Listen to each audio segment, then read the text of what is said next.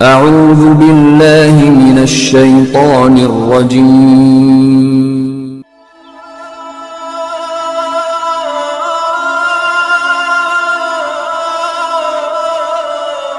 بسم الله الرحمن الرحيم.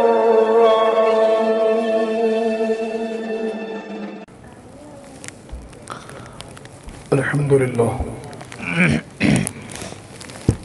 الحمد لله المبدئ المعيد الغني الحميد، والصلاة والسلام على سيد المرسلين خاتم النبيين شفيع المذنبين رحمة للعالمين راحة العاشقين سيدنا العربي والعجم سيد الأولين والآخرين سيدنا وحبيبنا وكريمنا وطبيبنا وشفيعنا وملجأنا ومأوانا محمدا عبده ورسوله بالهدى ودين الحق والصلاة.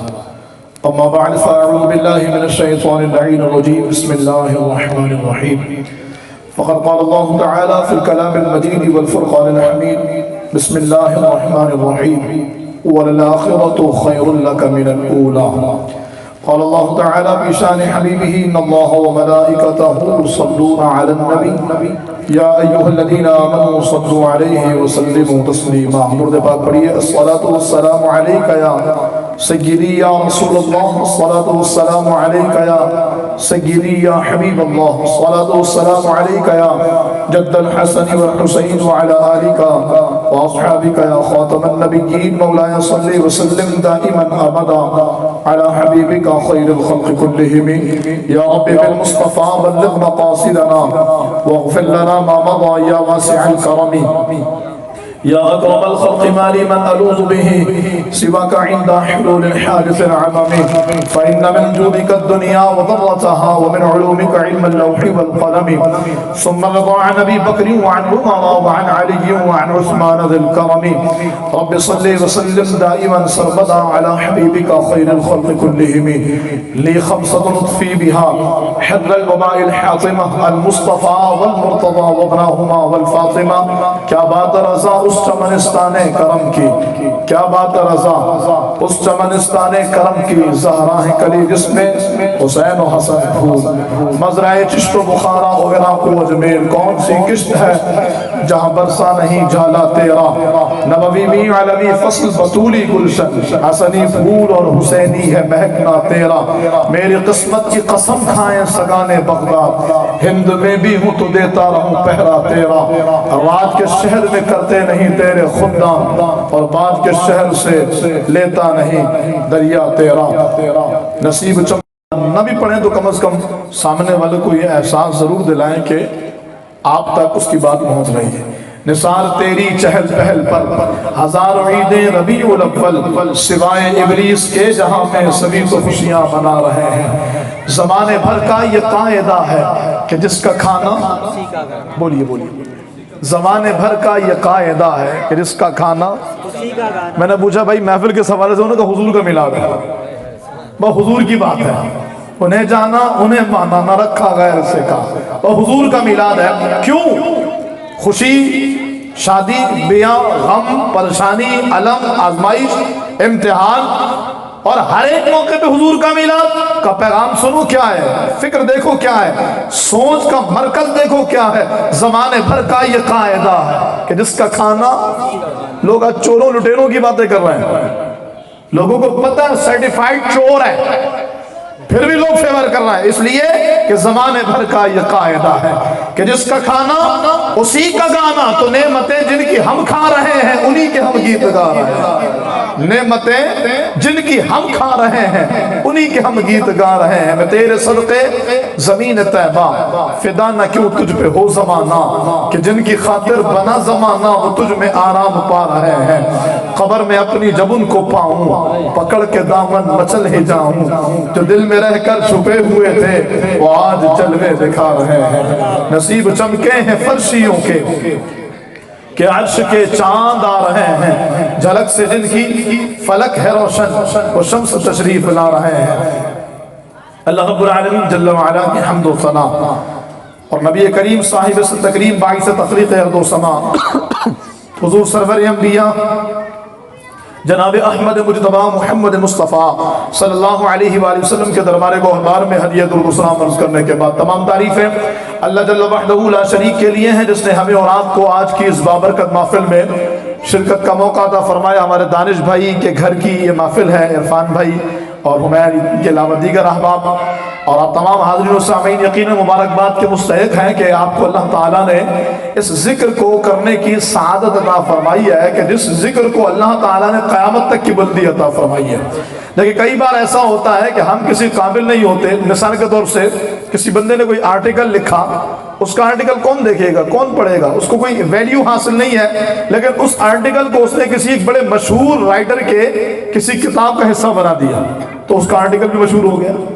اسی طریقے سے کوئی بندہ مشہور نہیں، کوئی نعت خواہ مشہور نہیں ہے، لیکن وہ کسی ایک بڑے مشہور نعت خواہ کے ساتھ آتا ہے اور ایک دوسرا مائک پکڑ کے بیٹھ جاتا ہے تو آہستہ آہستہ اللہ اسے بھی شہرت عطا فرما دیتا ہے۔ کوئی مشہور نہیں ہے، عالم بھی نہیں ہے، حافظ بھی نہیں ہے، لیکن وہ کسی عالم دین کے ساتھ آتا ہے اور اس کا جبہ قبہ ڈیل ڈول انداز دیکھ کے لوگ یہ سمجھتے ہیں عالم ہے۔ آپ دیکھیں گے ایک وقت آئے گا کہ لوگ اس کے بھی ہاتھ چومنا شروع کر دیں گے۔ تو اللہ تعالیٰ یہ کمال عطا فرماتا ہے کہ جو عزت داروں کے ساتھ رہتا ہے اللہ اسے بھی عزت دار بنا دیتا ہے۔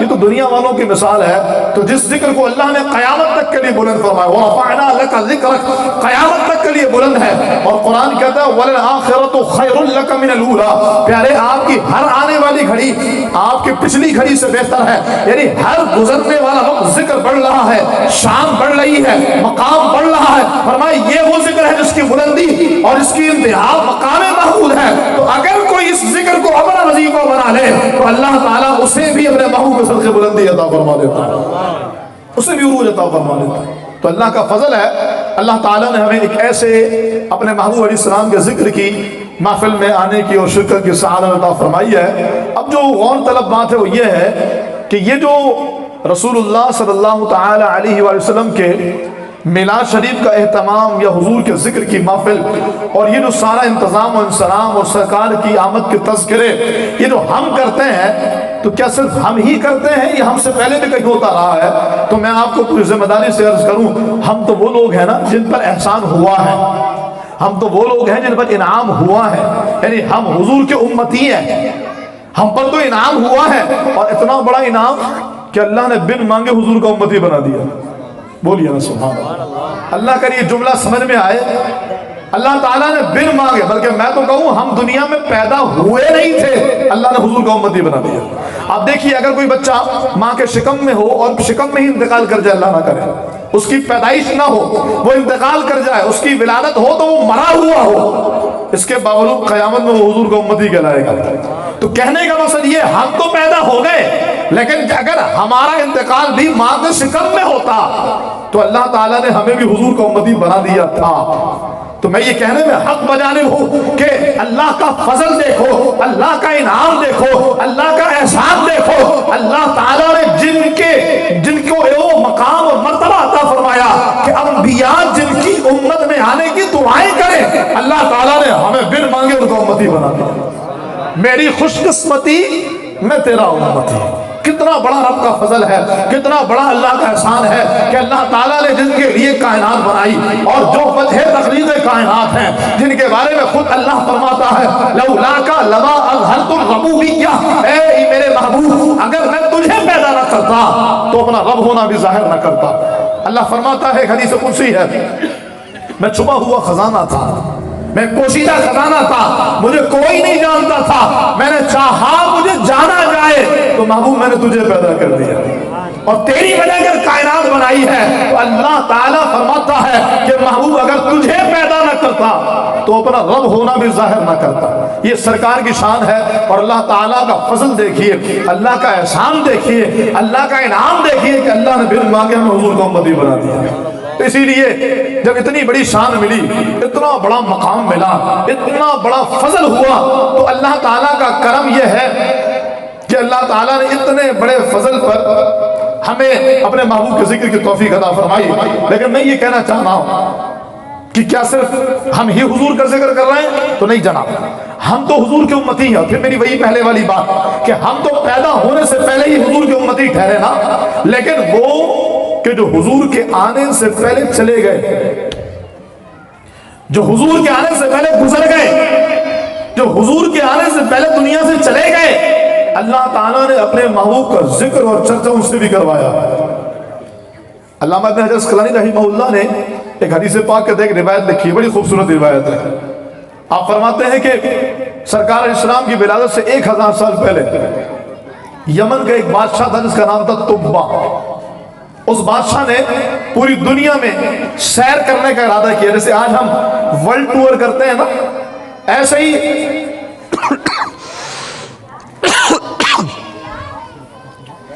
درود پاک پڑھی. اللہم صلی اللہ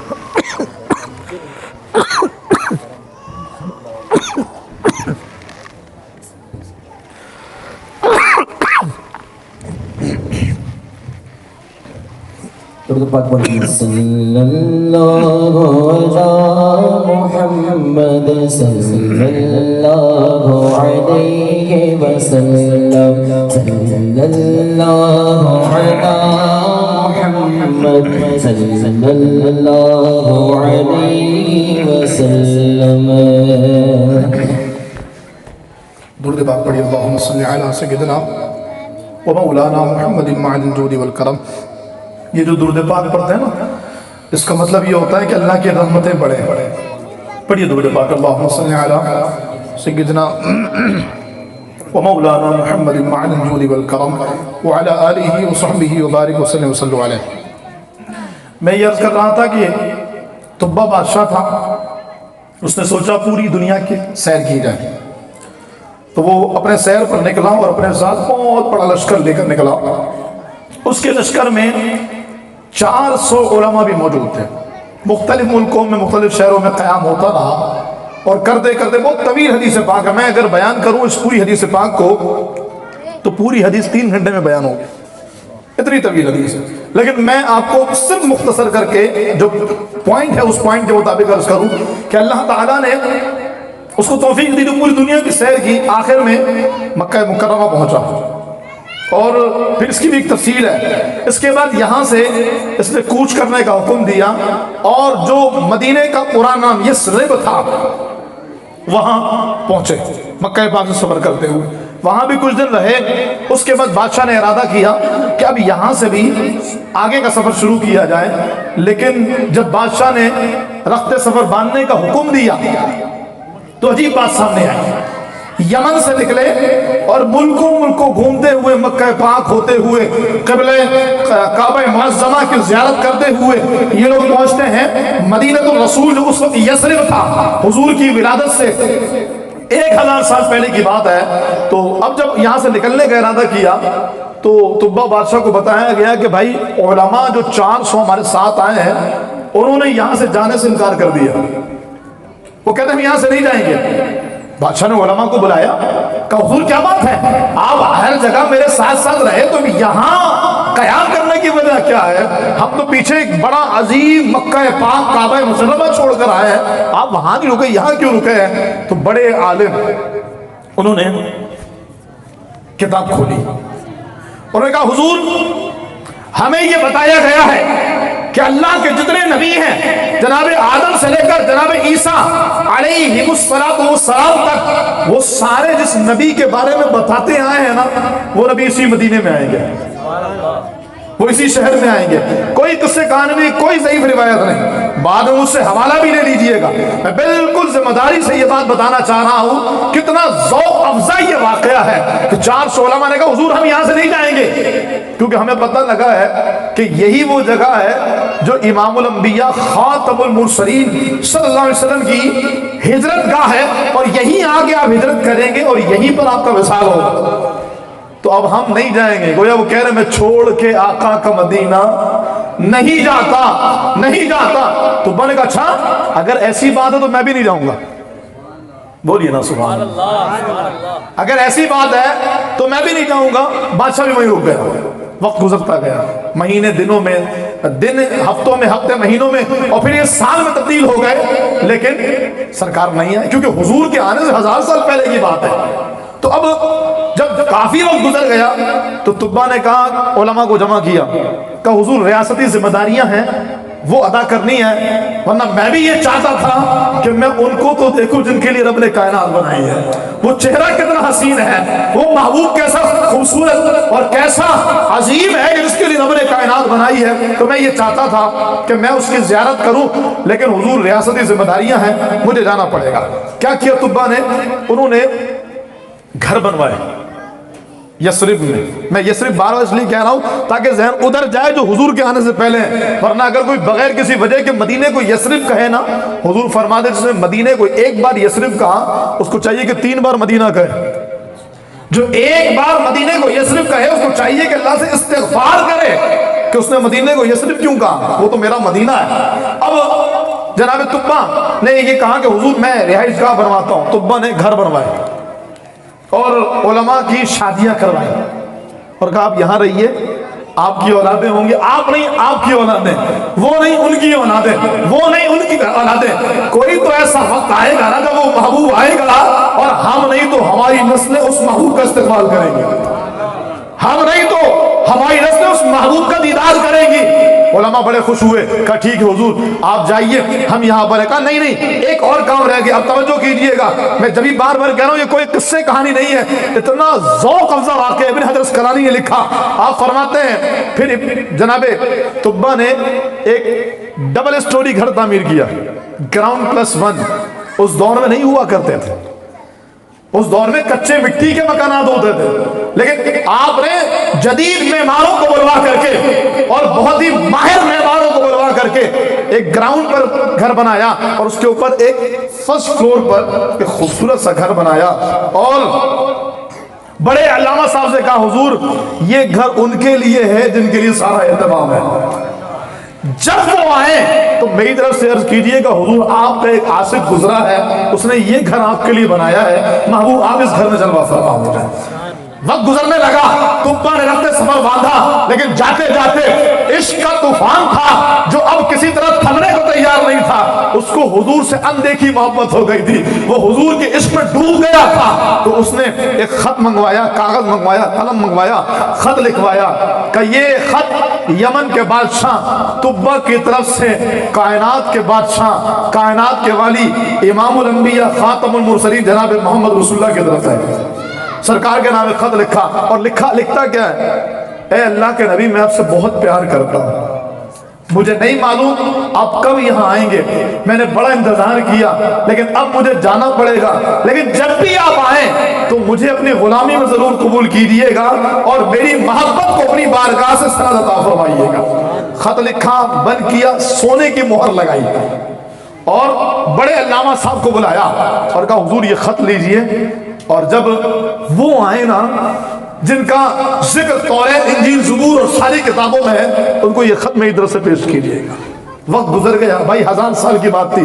حضرت تبا چلے گئے اور پیچھے جو علماء موجود تھے 400 تھے, ان کی شادیاں ہو گئی, اولادیں ہو گئی. رفتہ رفتہ علماء کا وصال ہونا شروع ہوا.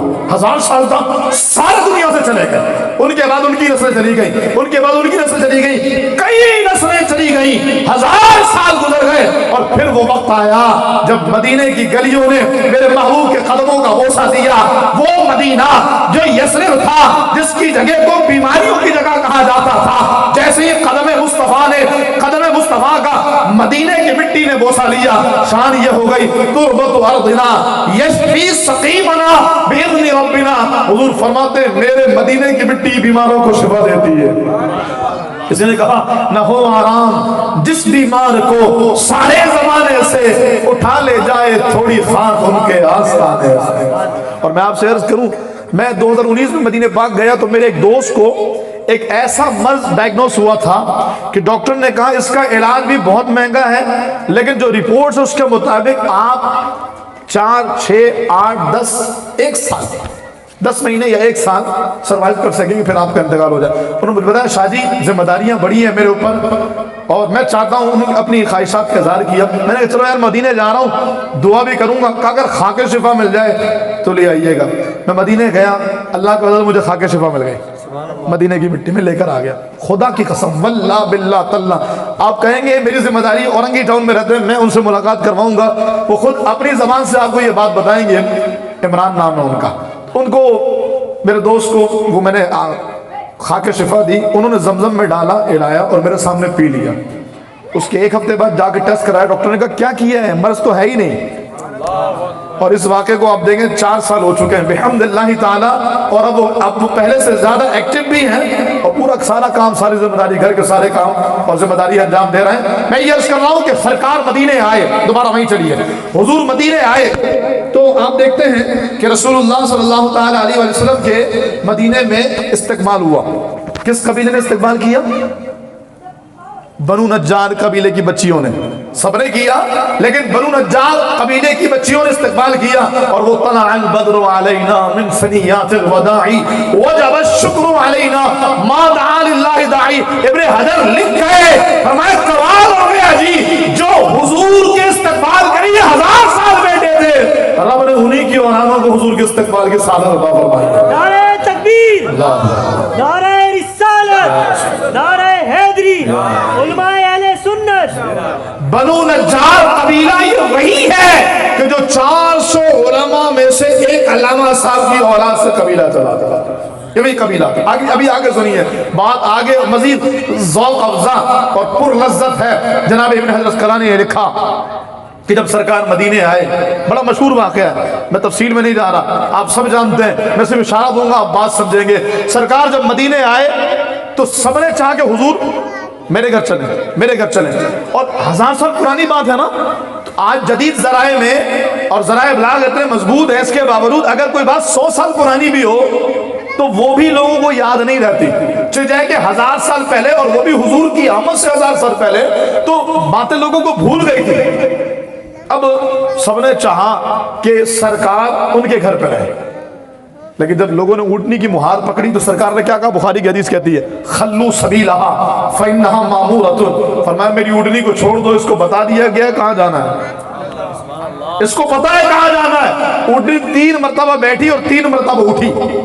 عین گنبد خضرا کے سامنے اللہ آپ کو لے کر کے جائے، عین گنبد خضرا کے سامنے جو صحن ہے نا، اس صحن میں واش روم بنے ہوئے بہت سارے، خیر اہل عشق تو وہاں واش روم نہیں جاتے کہ یار یہ بھی مدینے کا حصہ ہے، بہرحال میں سمجھانے کے لیے کہہ رہا ہوں، وہاں واش روم بنے ہوئے، لیکن عین گنبد خضرا کے سامنے ایک ایسا واش روم نما ایریا بنا ہوا ہے جہاں واش روم نہیں ہے، وہاں انہوں نے پارکنگ بنائی ہوئی ہے۔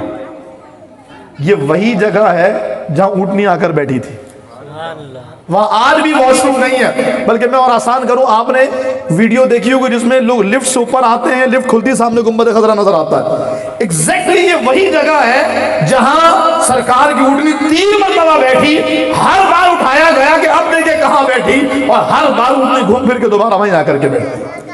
علماء نے یہاں پر نقطہ لکھا، کمال کی بات ہے جی، سرکار فرما رہے میری اونٹنی کو بتا دیے گا کہاں بیٹھنا ہے، جس پر حضور بیٹھے اس کو پتا چل جائے کہاں جانا ہے۔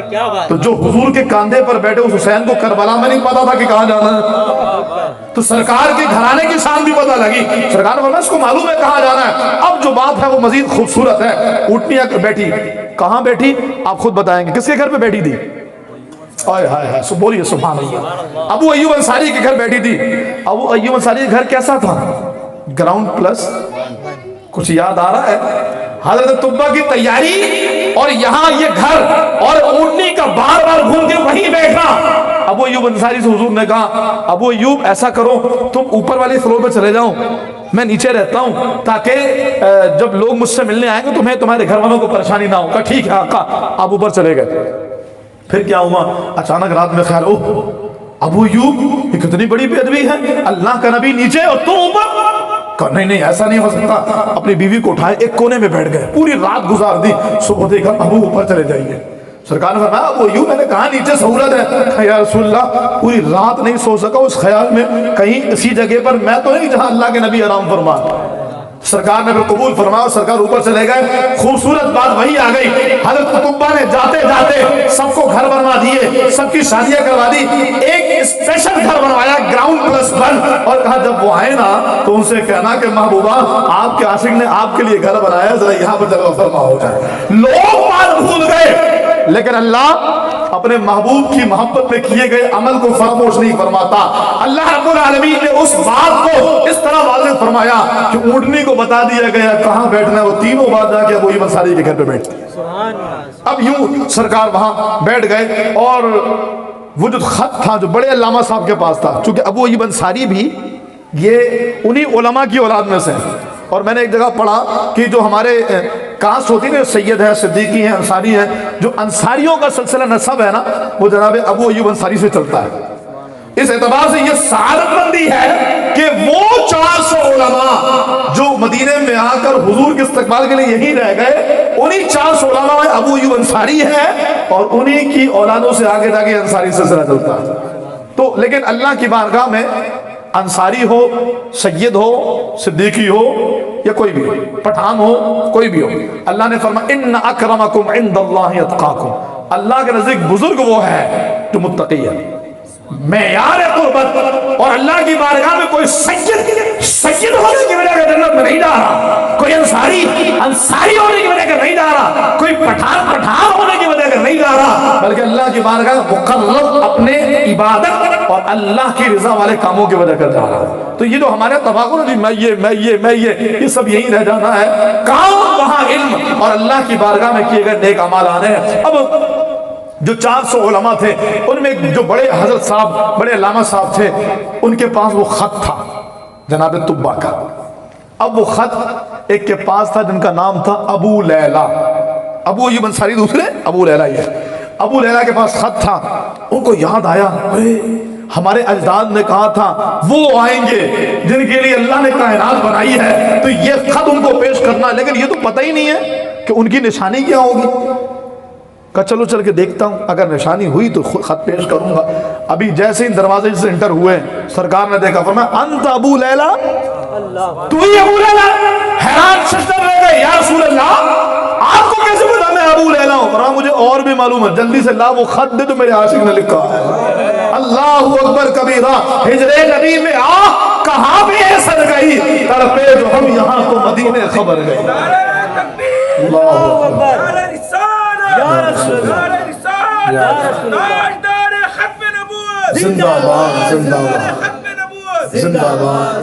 اچھا میرے خیال سے آپ سب کو اس نعرے کا جواب تو آتا ہوگا, اور اگر کسی کو یہ لگتا ہے کہ یہ سیاسی نعرہ ہے تو یہ نبوی نعرہ ہے, مصطفی نعرہ ہے. اور کہیں پر اگر قوم ٹھنڈی ہوتی ہے نا, فیضان بھائی جانتے ہیں, مجھے پتا ہے, پھر میں یہ نعرہ لگاتا ہوں تو سار میں 1000 وولٹ کا کرنٹ آ جاتا. قبلہ امیر مجاہدین فرماتے تھے یہ وہ نعرہ ہے کہ اس نعرے کو لگاتے اگر کلیجہ پھٹ بھی جائے تو نعرے کا قدم ہو. بولو ذرا تاجدار ختم نبوت. ہاتھ اٹھائیے, کوئی مسئلہ نہیں, لوگ ناچتے ہوئے شرماتے ہیں, ہم ہاتھ اٹھائیے بھی شرمائیں. بولیے تاجدار ختم نبوت. چلے جنہوں نے ہاتھ اٹھان کو ایک اور فضیلت سناؤ. قبلہ بابا جی کو کینیڈا میں کوئی بندہ دیکھ رہا تھا تو ایک شخص آیا, ڈاکٹر تھا. اس نے کہا یہ ڈاکٹر صاحب کون ہیں جو تقریر کر رہے ہیں؟ کہا ڈاکٹر نہیں ہے بھائی, یہ مولانا صاحب لاہور میں ہوتے ہیں پاکستان میں. کہا نہیں یہ تو ڈاکٹر صاحب ہیں. کہا آپ کیسے کہتے ہیں ڈاکٹر ہیں؟ کہ یہ جو ایکسرسائز کر رہے ہیں نا, اگر کوئی دن بھر میں چند بار ایسا کرے تو اس کو ہارٹ اٹیک نہیں ہوتا. اب جنہوں نے حضور کے نام پر اٹھایا ان کو ثواب بھی مل گیا اور اٹیک سے بھی بچ گئے. اب ذرا دوبارہ اٹھائیے تاجدار ختم نبوت. بولو بولو تاجدار ختم نبوت. اللہ آپ کو سلامت رکھے. توجہ کیجئے, سرکار نے خط منگوایا, خط کو کھولا اور فرمایا دیکھو یہ میرے عاشق کا خط ہے.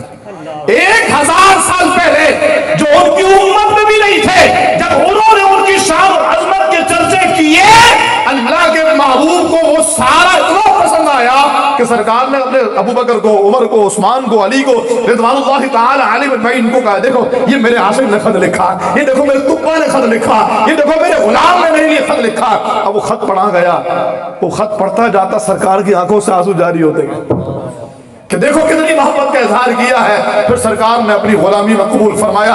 बात यहीं पर खत्म कर रहा हूं। मैं ये अर्ज कर रहा था कि जनाबे रसूलुल्लाह सल्लल्लाहु अलैहि वसल्लम की आमद से पहले 1000 साल पहले जिक्र हो रहा है। मुझे बताओ ना, जो हुजूर की उम्मत में नहीं वो हुजूर का जिक्र कर रहे हैं, अल्लाह का फजल है, अल्लाह ने तो हमें बिन मांगे उनका उम्मती बनाया है। तो फिर हम हुजूर का जिक्र ना करें, फिर हुजूर का चर्चा ना करें, फिर हम हुजूर की तारीफ ना करें, कितना बड़ा फजल है। और अल्लाह का एहसान ये है कि हुजूर के सदके जो हम पर करम हुआ ना, किसी पर भी नहीं हुआ।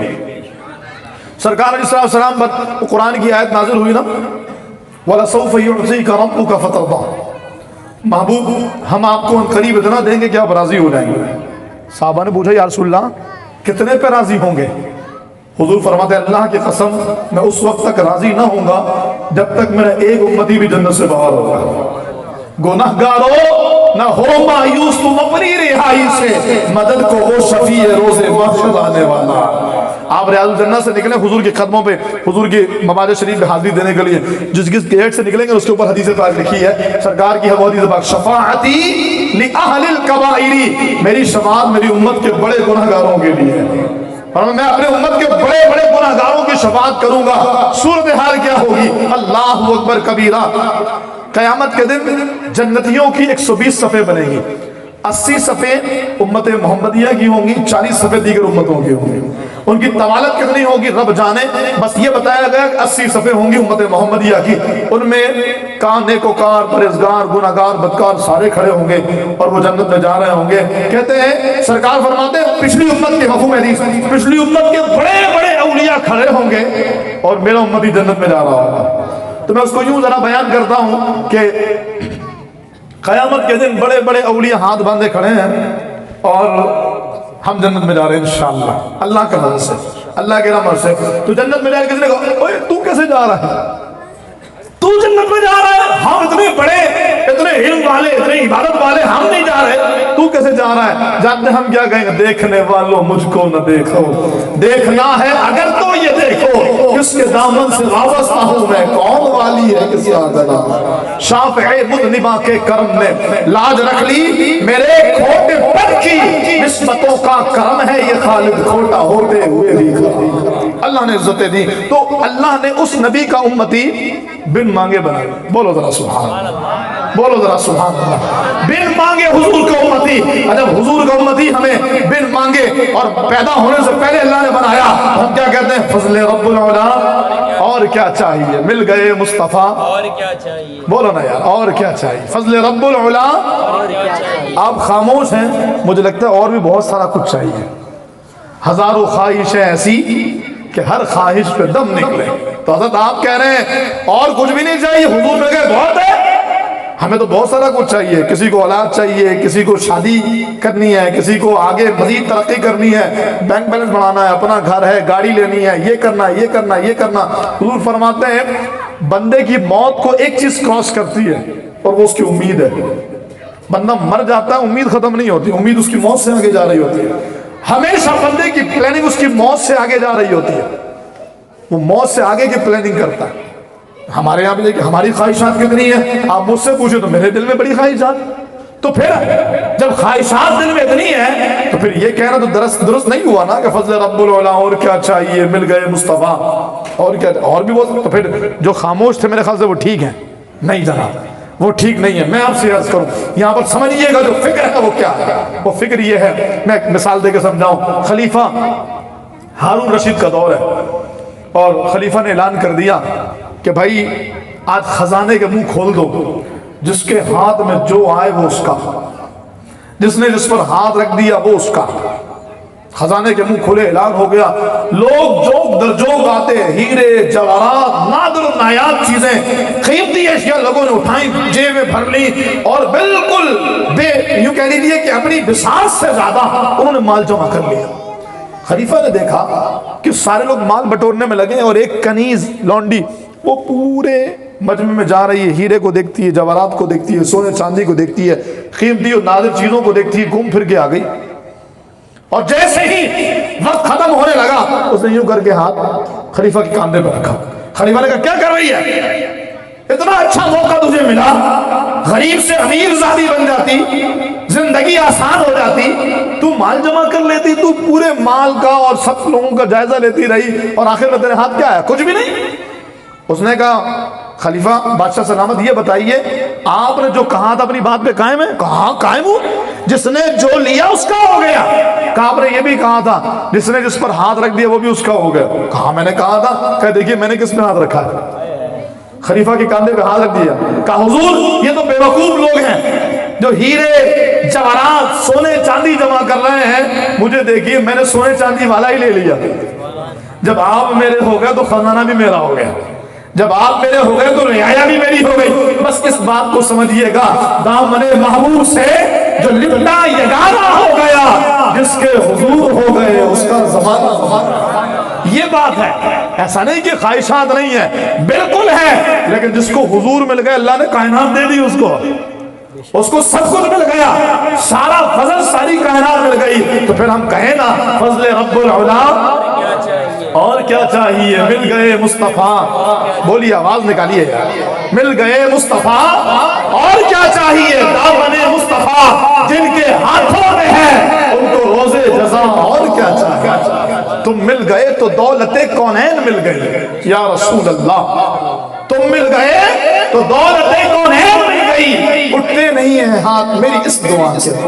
اللہ تعالیٰ نے ہمیں بن مانگے حضور کو امتی بنا دیا، اور اسی وجہ کر اس بات کا تقاضا ہے کہ ہمارا کوئی بھی موقع ہو، ہماری خوشیاں ہوں، ہمارا غم ہو، ہماری پریشانیاں ہوں، ہماری آزمائشیں ہوں، یا ہم پر نعمتوں اور رحمتوں کا نزول ہوا ہو، ہم اس موقع پہ اپنے حبیب علیہ السلام کو فراموش نہیں کرتے. اس لیے کہ جو نہ بھولا ہم غریبوں کو رضا، ذکر اس کا اپنی عادت کیجیے بحمد اللہ تعالیٰ. اس وجہ کہ ہم حضور کا ذکر کرتے ہیں. تیزی کے ساتھ میں بات مکمل کروں. دیکھیں حضور کا ملنا اللہ کا فضل، اللہ کی رحمت، اللہ کی نعمت، بہت بڑی نعمت، کائنات کی سب سے بڑی نعمت حضور کی ذات ہے. لیکن ایک بات میں عرض کروں، دیکھیں نعمتیں تو اللہ تعالیٰ بہت ساروں کو دیتا ہے، لیکن نعمت کے ساتھ ساتھ ایک چیز اور ضروری ہے، اور وہ ہے نعمت کو نعمت سمجھنا. اللہ کرے آپ میری بات سمجھیں. ایک ہوتی ہے خوشی کا آنا، خوشی کا ملنا، اور ایک ہوتا ہے خوشی کا احساس ہو جانا. ایک اللہ کا فضل مل جانا اور دوسرے اللہ کے فضل کو فضل سمجھنا. میں مثال دوں، جیسے آپ دیکھیے والدین اللہ کی نعمت، کتنی بڑی نعمت، کوئی نعم البدل نہیں، کوئی نعم البدل نہیں. دنیا کے تمام رشتوں کا نعم البدل ہو سکتا ہے، ماں باپ کا نعم البدل کوئی نہیں ہو سکتا. اگرچہ ماں باپ ظالم ہیں، ماں باپ کا نعم البدل کوئی نہیں ہو سکتا. اب کیسی نعمت ہے، اللہ اکبر کبیرہ. ایسی نعمت ہے کہ سرکار علیہ السلام نے فرمایا کہ جس نے ایک مرتبہ محبت سے اپنے ماں باپ کو دیکھا، اللہ اسے مقبول حج کا ثواب عطا فرماتا ہے. اب ذرا اندازہ کیجیے یہ نعمت کتنی بڑی ہے، لیکن احساس کس کو ہے؟ بہت تھوڑے لوگوں کو. تو نعمت سب کو ملی، لیکن نعمت ہونے کا احساس، نعمت کو نعمت سمجھنا، یہ بھی اللہ کی نعمت ہے. نعمت ہونے کا احساس ہونا یہ بھی اللہ کا فضل ہے. تو ہم نے یہ بھی دیکھا کہ کچھ لوگ ہیں جو ماں باپ پر ظلم کرتے ہیں، بلکہ باضابطہ ماں باپ کو مارا تک ہے، گالیاں دیتے ماں باپ کو گالیاں بھی دیتے ہیں، ماں باپ کے خلاف بڑی عجیب و غریب باتیں بھی کرتے ہیں. کچھ لوگوں کو میں نے دیکھا، ربب بڑھائیے گا، ماں باپ کو گھر سے نکال بھی دیتے ہیں، ایسے لوگ بھی ہیں. اور ایسے لوگ بھی ہیں جو ماں باپ کی قدر کر کے جنت بھی حاصل کرتے ہیں. تو نعمت سب کو ملی، یعنی یہ تو وہ نعمت ہے نا جس کے بارے میں کوئی یہ نہیں کہہ سکتا مجھے نہیں ملی، ملی سب کو ہے. اچھا یہاں پر اگر کسی کے ماں باپ، کسی کے والد صاحب موجود ہیں، بیٹا بھی موجود ہے، تو بیٹے نے یوں نظر گھمائی، ایک حج کا ثواب. بولیے سبحان اللہ. جبکہ وہ جو فرض حج ہے اس کو ادا کرنے کے لیے کیا کرنا پڑتا ہے بھائی؟ 11 لاکھ روپے دینے پڑیں گے، 40 دن کا پیکج ہوگا، اتنی مشقت ہے. بحمدللہ اللہ نے مجھے سعادت نصیب فرمائی، ایک دن میں 50 کلومیٹر چلنا پڑا. جب مزدلفہ کی رات آئی اور پھر اگلے دن یوم النہر تھا، اور اس دن یعنی 10 ذوالحجۃ الحرام کو 24 گھنٹے میں ہم نے کیلکولیٹ کیا 50 کلومیٹر پیدل چلے، شدت کی گرمی۔ بتانے کا مقصد یہ ہے اتنی محنت مشقت، 40 دن کا کام کاج کرنے کے بعد، یعنی 40 دن محنت کرنے کے بعد اور 40 دن کام کاج چھوڑنے کے بعد جب گھر واپس آئے، لوگوں نے پوروں کے ہاتھ ڈالے اور لوگوں نے کہا حضرت مبارک ہو، اللہ نے حج کی توفیق دی ہے، اللہ نے حج کی سعادت دی۔ تو سامنے بندہ پتہ ہے کیا کرے؟ یار دعا کرو اللہ قبول کر لے، یار دعا کرو اللہ قبول کر لے۔ اور دوسری جانب یہاں بیٹھا ہوا شخص یوں دیکھے اللہ مقبول حج کا ثواب عطا فرمائے۔ یہ الگ بات ہے کہ جس پر فرض ہے وہ وہی کرے گا، لیکن ماں باپ کتنی بڑی نعمت ہے، لیکن آج ہمارے یہاں قدر نہیں۔ اچھا جن کے انتقال کر جائیں تو پھر ان کا بھی ثواب ہے حج کا، لیکن حضور نے فرمایا جس کے ماں باپ انتقال کر جائیں وہ ہر جمعے کو قبرستان جائے، ان کی قبر کے پاس کھڑا ہو کے سورہ یاسین پڑھے، پھر حج کا ثواب ملے گا۔ تو نعمت کا ملنا اللہ کا فضل ہے، لیکن نعمت کے نعمت ہونے کا احساس بھی اللہ کا فضل ہے۔ اسی طرح سے دیکھیے بیٹیاں اللہ کی کتنی بڑی نعمت ہے، کتنی بڑی رحمت ہے۔ اللہ اکبر۔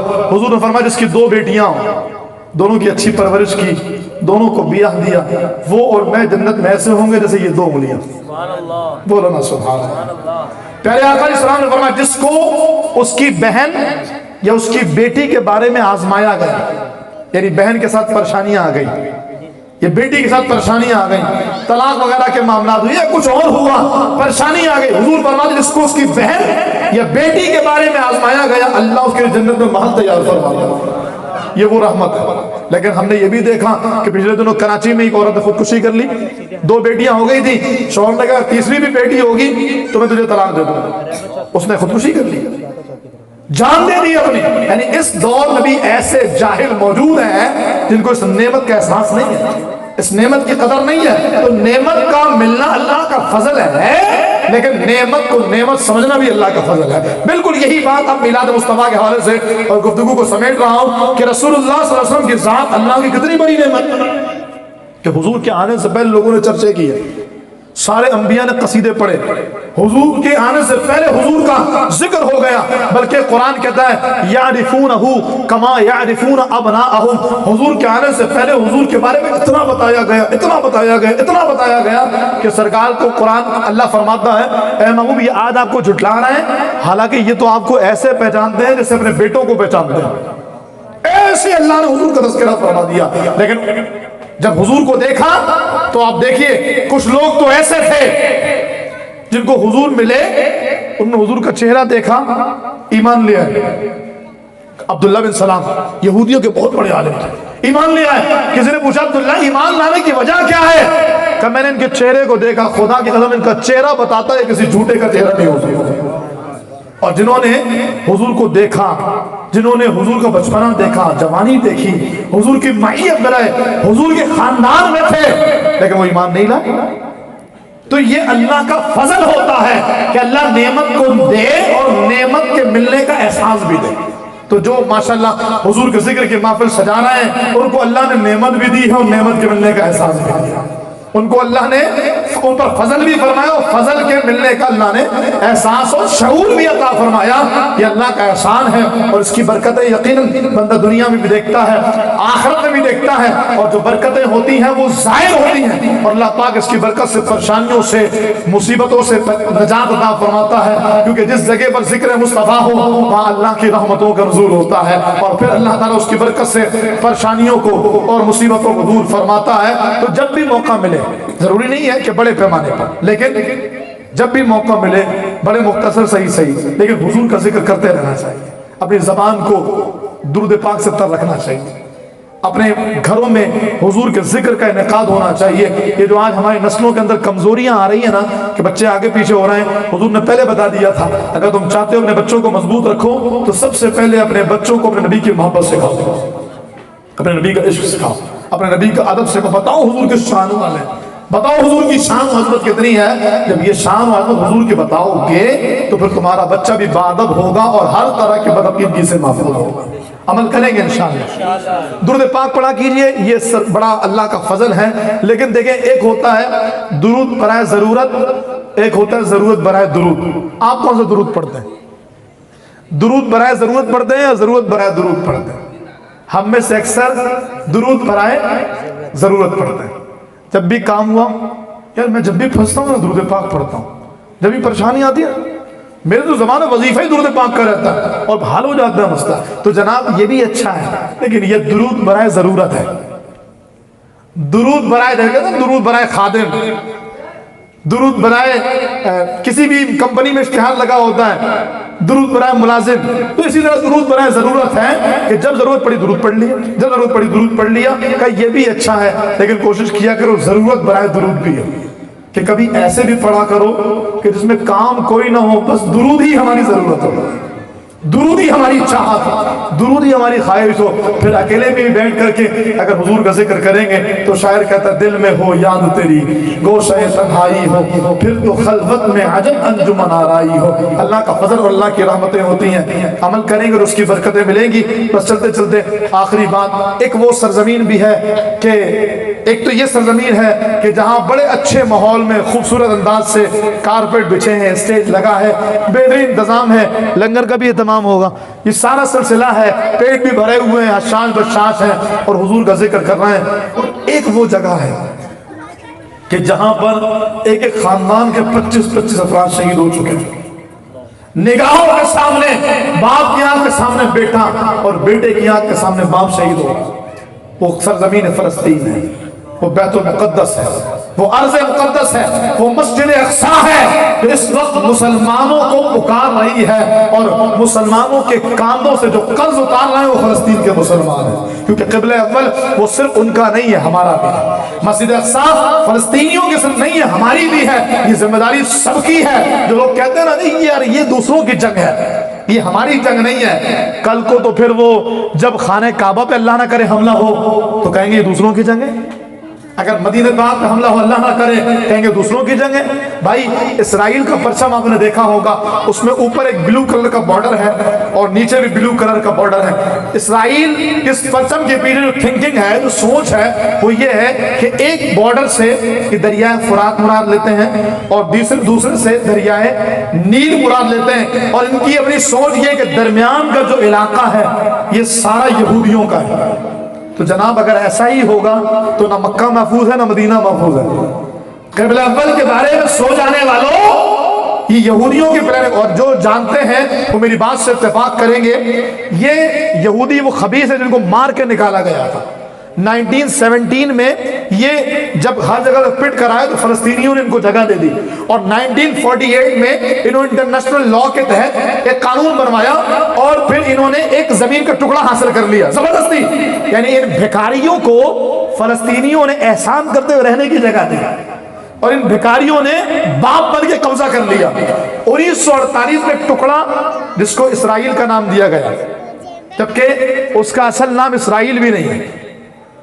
ہم میں شاید 1 لاکھ کے مجمع میں پوچھا جائے نا کہ اسرائیل کا اصل نام کیا ہے تو نہیں معلوم. آپ میں سے کسی کو معلوم ہو تو میری طرف سے انعام. نہیں معلوم. یہ پلاننگ ہے جس کے تحت اسرائیل نام رکھا گیا. نہیں، اسرائیل کا اصل نام ہے القیان الصہیون. قیان الصہیون یعنی صہیونوں کی، یہودیوں کی بستی. اسرائیل کیوں رکھا؟ اس لیے کہ اسرائیل یہ جناب یعقوب علیہ السلام کا لقب ہے. اس کا مطلب ہے عبداللہ. اسرائیل کا جو مطلب ہے یہ اس کا مطلب ہے عبداللہ. تو اگر یہ اسرائیل کو برا بولیں گے تو مطلب مسلمان بولے گے عبداللہ، اللہ کے بندے کو برا بولنا، یہ تو بڑی عجیب بات ہے. لیکن جب ہم کہتے ہیں اسرائیل مرد آباد، اسرائیل ذلیل، اسرائیل خبیث، تو وہاں پر ریاست اسرائیل مراد ہوتی ہے. لیکن پھر بھی یہ ذہن میں رہے کہ وہ جو لوگ جھنڈے پر اسرائیل لکھتے ہیں نا اور روڈوں پر اسرائیل لکھتے ہیں، نہیں لکھے ہیں. اسرائیل لفظ مقدس ہے. ہاں ان کا نام ہے قیان الصہیون. اور ان کی پلاننگ کیا ہے توجہ کیجیے گا. میں یہ کہہ رہا تھا 1948 میں ان کو ایک بستی دے دی گئی کہ یہاں رہو. اور آج آپ ہسٹری دیکھ لیجئے گا، میں نے اس پر پوری تحقیق کی ہے. آج یعنی 2022 کی بات کروں تو اسرائیل اپنی اس ریاست میں جو 1948 میں اس کو دی گئی تھی 71% اضافہ کر چکا ہے.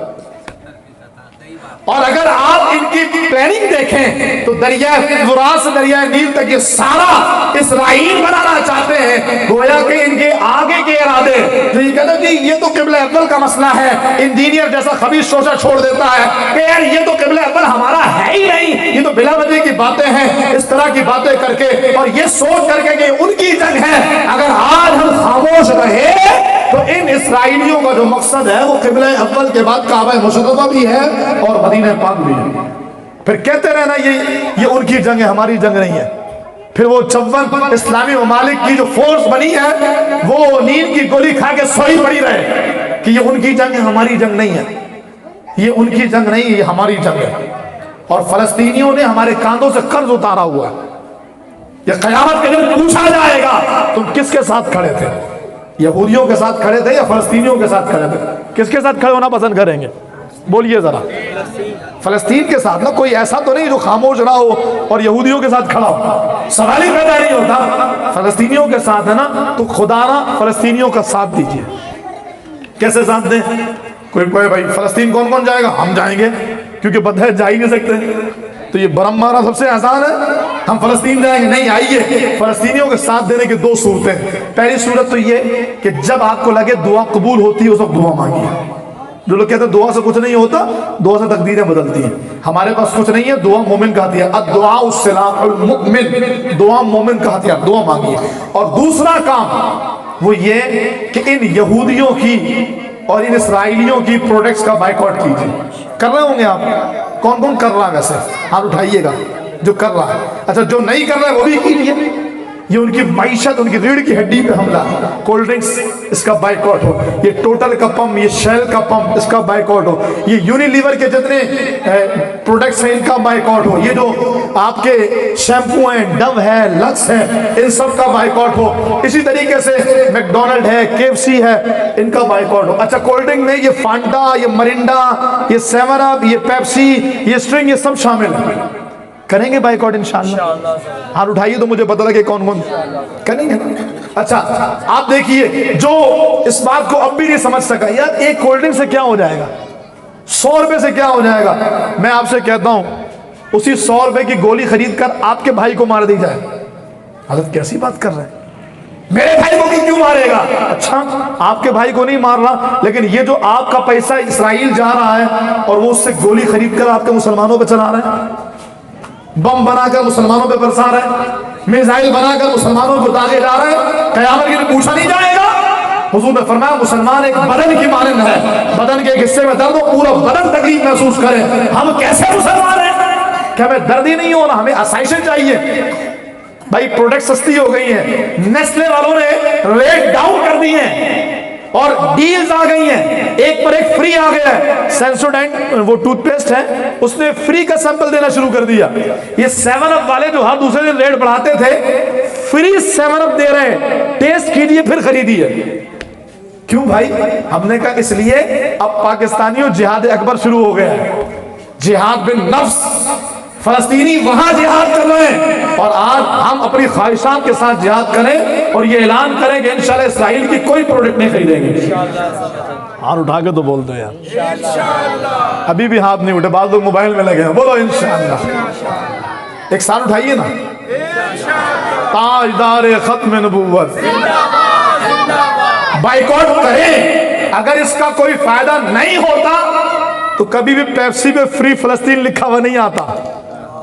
ہاں، اگر اس کا فائدہ نہیں ہوتا تو میکڈونلڈ جو اسرائیلیوں کو فری کا کھانا دے رہا تھا، اگر اس کا فائدہ نہیں ہوتا تو اپنے میکڈونلڈ کے بعد لا الہ الا اللہ محمد رسول اللہ نہیں لکھتا۔ یہ ان کو پتہ لگ گیا ہے کہ اگر معیشت گئی تو یہ تباہ ہو جائیں گے، تو خدا را اللہ کا واسطہ کچھ بھی کیجئے، 1 روپیہ بھی یہودیوں کو جانے نہیں دیجئے، اور اگر اس سے کچھ نہ بھی ہو تو بھی کم از کم اتنا ہوگا کہ جو ہدہد نے کیا تھا کہ چور میں پانی بھر کے ڈال رہا تھا ابراہیم علیہ السلام کی آگ میں، کسی نے پوچھا ہدہد آگ نہیں بجھے گی؟ क्यों मेहनत कर रहा है? उसने कहा जानता हूँ आग नहीं बुझेगी, लेकिन कल क़यामत में जब इब्राहीम के वफादारों के नाम आएंगे अल्लाह उन्हें मेरा नाम भी शामिल करेगा। तो अगरचे हमारे इस बाइकआउट से कुछ न भी हो तो भी कल क़यामत में जब अल्लाह क़िबले अव्वल के तहफ़्फ़ुज़ करने वाले और उनका साथ देने वालों के नाम और उनको जन्नतें देगा, अल्लाह उनमें मेरा नाम भी शामिल फरमाएगा। इसलिए सारे बाइकआउट कीजिए, इसकी बरकतें मिलेगी। हुजूर का जिक्र कीजिए और हुजूर के जिक्र के लिए सबसे बेहतरीन सूरत नमाज है। अगर कोई नमाज नहीं पढ़ता और मिलाद करता है तो वो हुजूर से मोहब्बत नहीं करता। अगर कोई नमाजी नहीं है और मिलादी है तो वो अपने आप को धोखा दे रहा है, क्योंकि मिलाद करना तो मुस्ताहब है, घर के कोने में बैठ के कर लीजिए, लेकिन नमाज पढ़ना फर्ज है। इसलिए नमाज की पाबंदी भी कीजिए। अल्लाह रब्बुल आलमीन हमें जो सुना अमल की तौफीक अता फरमाए, दानिश भाई, उनके अहले खाना को, इरफान भाई को तमाम कुछ की बरकतें दे, और अल्लाह करीम इस महफिल पाक की बरकत से उस मजलूम रियासत फ़लस्तीन, उनके मुसलमानों पे करम फरमाए, उनके मुकद्दस लहू के सदक़े अल्लाह क़िबला अव्वल को आज़ादी अता फरमाए। आमीन बिजाह नबी अमीन वमा अलैहि।